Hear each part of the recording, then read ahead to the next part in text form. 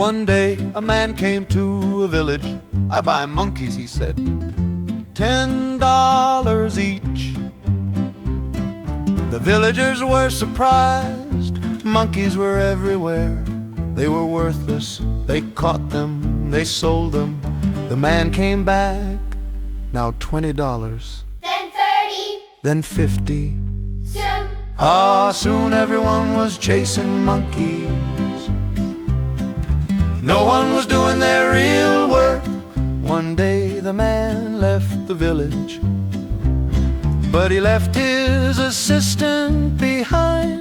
The assistant whispered, I can sell them to you for 70. He'll come back and buy them for 100. the villagers borrowed money. They spent everything, but the man never came back. The assistant disappeared.